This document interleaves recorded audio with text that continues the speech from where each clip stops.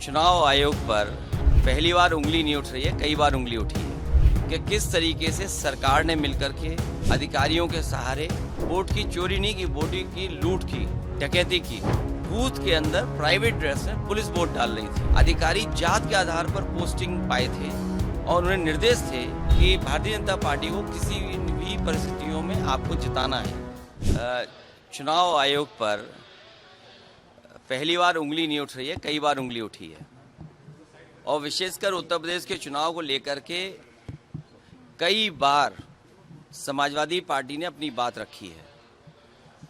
पिछली बार जब उपचुनाव था और उपचुनाव में जो धांधली हुई उसको लेकर के भी शिकायत की गई कि किस तरीके से सरकार ने मिलकर के अधिकारियों के सहारे वोट की चोरी नहीं की, वोट की लूट की, डकैती की और जो समाजवादी पार्टी के नेता कार्यकर्ता आते थे उनको फोर्स से रोका जाता था, पुलिस रोकती थी।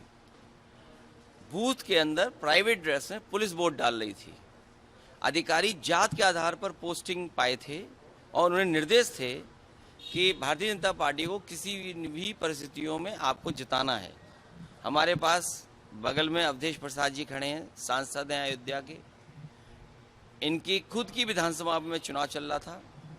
इतना भारतीय जनता पार्टी को कभी भी उस विधानसभा में वोट नहीं मिला। जीत हार अलग होती है, लेकिन इतना वोट भारतीय जनता पार्टी को कभी नहीं मिला।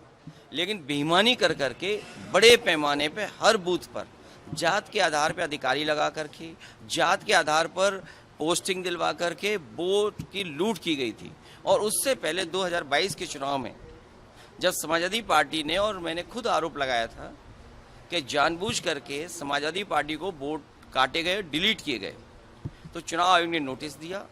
नोटिस के जवाब में मैंने 18,000 ऐसे वोट जो डिलीट कर दिए गए थे, 2019 में उन्होंने वोट डाला था, 2022 में डिलीटेड हो गए थे, और जबकि वो वहाँ मौजूद थे। वो 18,000 वोट की हमने सूची दी थी। आज तक चुनाव आयोग ने कोई कार्रवाई नहीं की।